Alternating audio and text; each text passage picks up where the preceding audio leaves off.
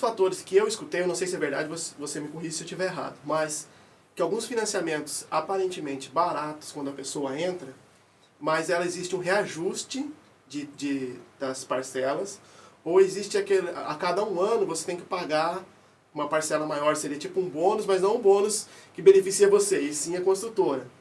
E eu ouvi um outro caso de financiamento com o banco, que depois de 10 anos você é obrigado a reformar a casa por causa da desvalorização, se caso você precisar devolver essa casa. Isso realmente existe? Existem vários tipos de financiamentos. E isso que você falou realmente existe. Então tem que tomar muito cuidado aonde vai fazer a casa, com quem você está fazendo a casa. Porque já, infelizmente, a população de imigrantes, ou seja, nós somos Issei, Sansei, que viemos para o Japão, não dominamos a língua completamente. Então, assim como em nosso país acontece, aqui também é a mesma coisa. Então, às vezes não é por má fé, é por você às vezes não entender o que foi explicado ali, isso. né? Então, quando você vai comprar, é bom sempre comprar pensando, outras pessoas já compraram, estão satisfeitas, então vamos naquele rumo, porque senão é meio complicado. Outro caso também, você falou lugar de comprar, quem comprar, terreno. Existem casos de você comprar a casa e o terreno não ser seu. Existe, existe também. É o tempo do seu financiamento, como se fosse um aluguel desse terreno, está ali dentro da... Mais ou menos 50 anos, aluguel de 50 anos. 50 anos você tem que devolver o terreno. Limpo. E hoje, em torno de quanto para demolir uma casa no Japão? Conversar com os conhecidos que fazem o kaitaiá de casas é meio complicado, é alto, não é barato, não. E no caso do financiamento, a gente sabe que é um prazo muito longo. Mesmo que a gente decida ficar no Japão, como acredito que seja o caso da gente aqui, decidiu, não tem previsão pelo menos de ir embora, né? Mas pode acontecer algum problema, porque nossos familiares, a nossa vida ficou, de certa forma, no Brasil. Se caso acontecer, da pessoa não conseguir pagar mais o financiamento, porque nós não temos emprego fixo aqui no Japão, a grande maioria. Alguns já conseguiram ter emprego fixo, se fixar como Shain em algumas fábricas, mas a grande maioria não tem. Vai correndo onde tem uma proposta melhor. E se de repente ele não conseguir pagar esse financiamento, o que acontece? Existe 2 ou 3 opções que a pessoa pode tomar. Uma é pedir a falência diretamente ao banco. Outra é tentar conversar com o banco e pedir o refinanciamento ou segurar os juros do financiamento para que pague uma parcela baixa até que a pessoa consiga se estabilizar para pagar um pouco mais e continuar pagando o que foi combinado de início. Então ela não precisa entrar em um desespero assim, não, já querer entregar a casa? Não precisa. Como na época do Lehman Shock, que foi em 2000 para nós aqui pegou em 2009, 2010, eu acredito que na região mais para baixo lá de Haiti, pegou um pouco antes, 2008, por aí, né? Que afetou bastante gente. Muitos, não só brasileiros, muitos estrangeiros deixaram carros, casas, tudo para trás. Isso nunca se deve fazer, né? É complicado, porque você suja seu nome. Tudo bem, você consegue ainda voltar para o Japão, mas você vai ficar longos anos sem poder ter um nome limpo na praça e fora que eu acho que uma desfeita muito grande, né, também, mas é uma coisa... E um caso extremo, a pessoa precisa ir embora, ela não vai poder ficar mais aqui no Japão, ou se ela tem que ir para o Brasil para resolver alguma coisa, ela tem que ficar lá uns 6 meses, 1 ano. Existe a possibilidade de um congelamento, de um cancelamento, como faria? Normalmente, quando a pessoa decide ir assim, eu aconselhei muitas pessoas assim, aluga, vai 1 ano, pega um conhecido, tem muita gente que mora em apartamento, chega, conversa, eu tenho uma casa, eu estou indo para o Brasil, ou estou indo para o Peru, você não quer alugar minha casa? Quanto é a sua casa? É tanto, mas você paga só o financiamento, não precisa pagar mais nada, fica morando até eu voltar. Já teve 3 casos de pessoas que eu conheço que já conseguiram fazer isso. Depois voltaram, ficaram com sua casa. Claro, tem vezes que o inquilino também dá uma maltratada, mas é uma coisa que dá para ajeitar. E se ele não for voltar mais, tem como devolver a casa? É pedir falência. Pedir a falência. Pedir a falência. E tem casos que ele renegocia com o banco e tenta vender. Faz a venda da casa. Faz a venda da casa. E tem casos de pessoas que já conseguiram receber um valor X de devolução.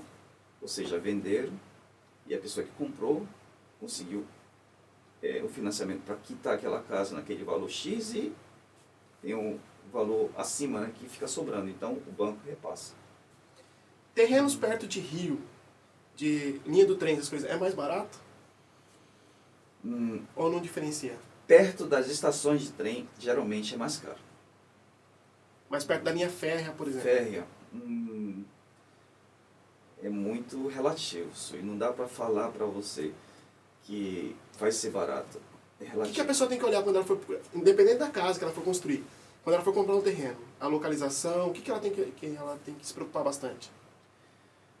Eu acredito que a localização tem escolas. Não somente isso. Na hora de fazer a casa, tem muita companhia que faz o teste de solo para você fazer a casa. E tem companhia que não faz.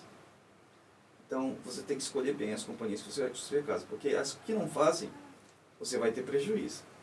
Porque na hora de montar o alicerce, não é só fazer a base. Existem locais que cedem, a terra cede. Aqui no Japão tem muito esse problema, porque são áreas aterradas. Eu conheço umas 5 pessoas, mais ou menos, que construíram a casa, fizeram a base da casa, mas a companhia que construiu a casa não fez um alicerce bom. O que acontece? Se passa um caminhão, a casa treme. É incrível essas coisas. Mas treme. Com o caminhão. Com um caminhão passando fora. Aí você pensa, caramba, isso é perigoso. Com o tempo vai acontecer alguma coisa. A terra vai ceder ou alguma coisa nesse sentido. Por isso que é muito importante prestar atenção nessas coisas. Bom, assim como a Sekisui, também existe outras grandes empresas aqui no Japão que também são confiáveis. Mas no caso da Sekisui que você representa, quais são os pontos fundamentais que solidificam essa empresa e garantizam a pessoa que for comprar, para a pessoa comprar sem medo?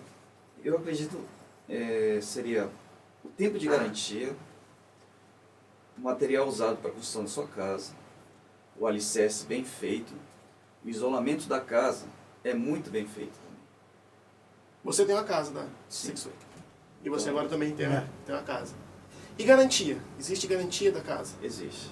Eles vêm dar assistência durante 4, 5 anos. Toda vez eles vêm olhar como está. Depois disso eles passam em anos.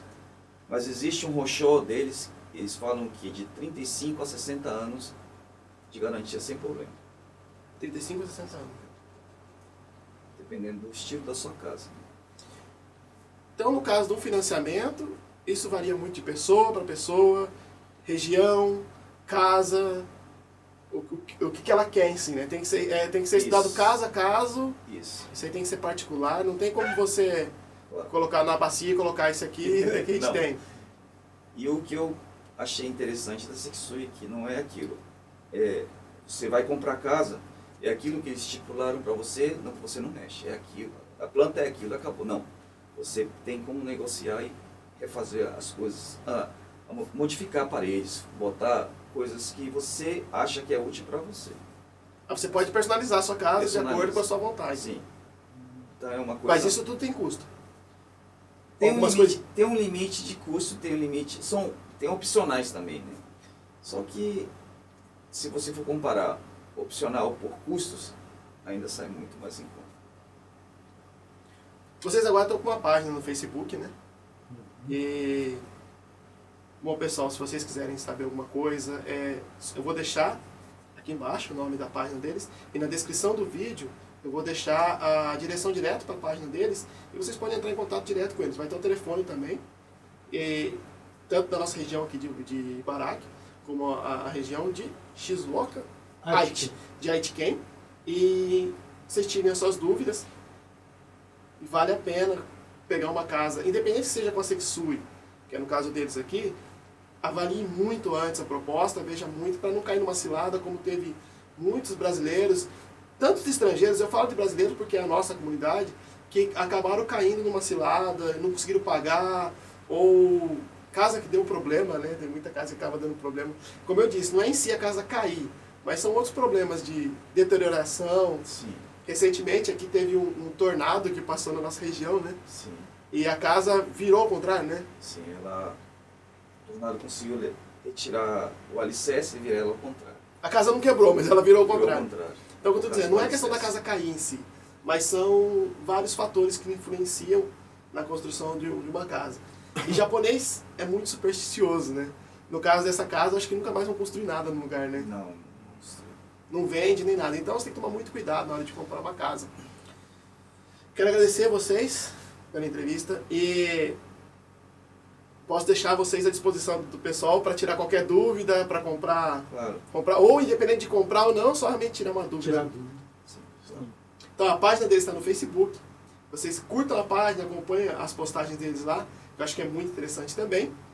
E vocês já sabem, se vocês gostaram do nosso vídeo, deixe o like, se inscreva no nosso canal. Se tiver alguma dúvida, passe pra gente, que a gente passa para eles ou diretamente para eles. E se tiver alguma coisa que vocês querem saber, mande um e-mail pra gente, fale que vocês têm algum assunto aqui do Japão que vocês queiram saber, história de alguém.